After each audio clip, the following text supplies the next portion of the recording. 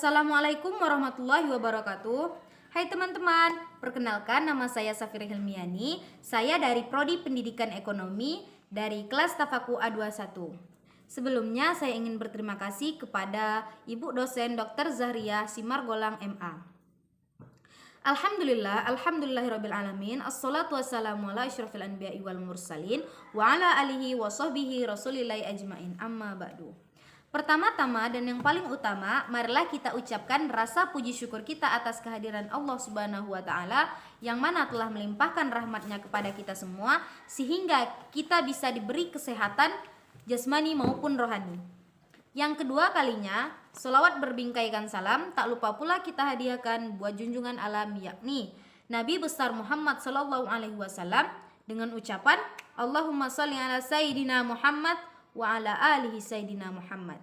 Baiklah, langsung saja saya akan memaparkan materi tentang cara menghadapi perbedaan dan kontra narasi dalam Islam. Jika perbedaan menjadi bagian tanda kebesaran Allah Subhanahu wa taala, lalu kenapa perbedaan ini seringkali membuat kita bertengkar? Sebenarnya, bagaimana cara menyikapi perbedaan dalam ajaran Islam? Pertama, selalu berusaha mencari titik temu dalam setiap perbedaan yang ada. Dalam bahasa Al-Quran, titik temu inilah diistilahkan dengan kalimatun sawa. Kita dapat menemukan titik temu di dalam Quran surah Ali Imran ayat 4. Yang artinya, katakanlah Muhammad, hai ahli kitab, marilah kita menuju kepada satu kalimat yang sama antara kami dan kamu, bahwa kami tidak menyembah selain Allah dan kita tidak mempersekutukannya dengan sesuatu apapun, dan bahwa kita tidak menjadikan satu sama lain Tuhan-Tuhan selain Allah. Jika mereka berpaling, katakanlah kepada mereka, saksikanlah bahwa kami adalah orang-orang yang terserah diri kepada Allah.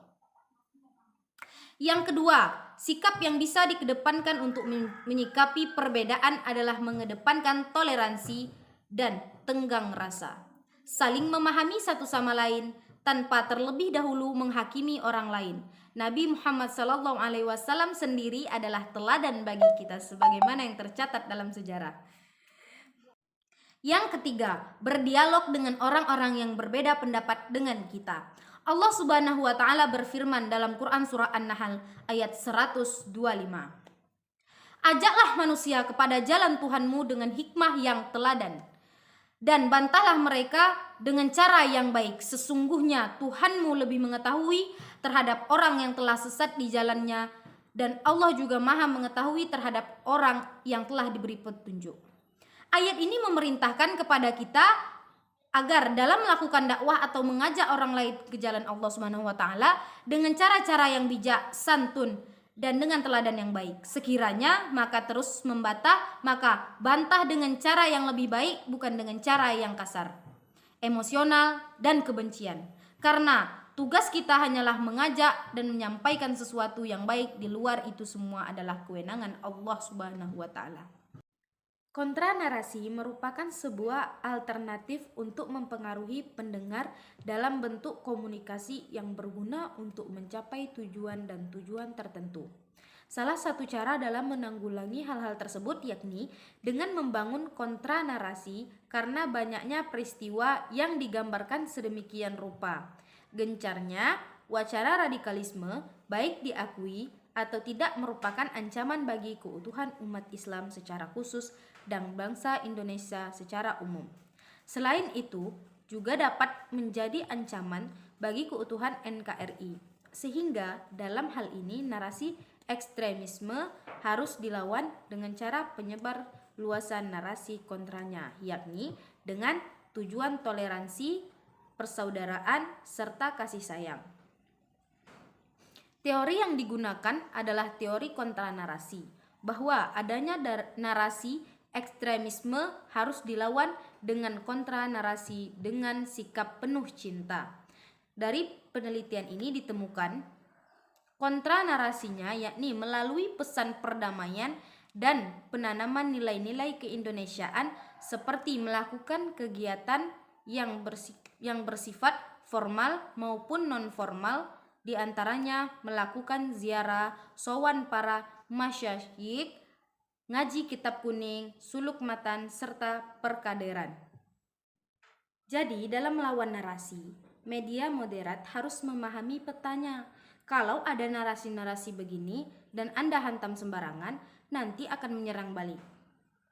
Nah, peran media Islam moderat yang tergabung secara resmi dalam SMI ini sebaiknya mengambil peran dalam memberikan moderasi pemikiran agama dan Islam rahmatan lil alamin yang sejalan dengan NKRI. Hal ini menurutnya sangat penting mengingat berbagai survei ada potensi menguatnya masyarakat menginginkan negara dengan ideologi agama tertentu. Metode yang digunakan dalam penulisan ini adalah metode deskriptif kualitatif karena tulisan ini bertujuan untuk mendeskripsikan dan menganalisis strategi pitch generation dalam menanggulangi radikalisme di kalangan pemuda Indonesia. Adapun teori yang digunakan dalam menganalisis masalah penelitian ini adalah teori kontranarasi efektif yang dikemukakan oleh Ziegler. Teori ini menyebutkan bahwa untuk menyusun strategi kontranarasi yang efektif harus mencakup 9 tahapan, yaitu menilai faktor pendorong dan penarik yang relevan. Yang kedua, identifikasi target audiens. Yang ketiga, identifikasi narasi ekstremis, kekerasan, eksplisit, dan empiris yang dilawan. Yang keempat, tetapkan tujuan dan sasaran kontra narasi yang jelas. Yang kelima, tentukan pembawa pesan yang efektif. Yang keenam, identifikasi media di mana pesan akan disebarkan.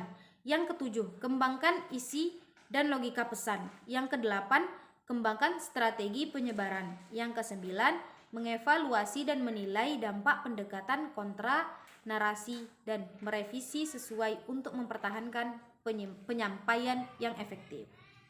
Penelitian ini menunjukkan bahwa kontranarasi yang dilakukan oleh Pitch Generation Indonesia termasuk dalam kategori narasi alternatif, yaitu melawan narasi radikal dengan berfokus pada penyampaian narasi positif yang ditawarkan daripada penilaian radikal tersebut seperti nilai-nilai sosial, toleransi, dan demokrasi. Berdasarkan hasil penelitian ini, Pitch Generation Indonesia telah melakukan kontranarasi yang efektif yang ditinjau dari 9 tahapan yang dikemukakan oleh teori Ziegler tersebut. Baiklah, sekian dari saya. Mohon maaf jika ada kata yang salah, karena yang salah datangnya dari saya dan benar datangnya dari Allah Subhanahu wa taala. Akhir kata, wassalamualaikum warahmatullahi wabarakatuh.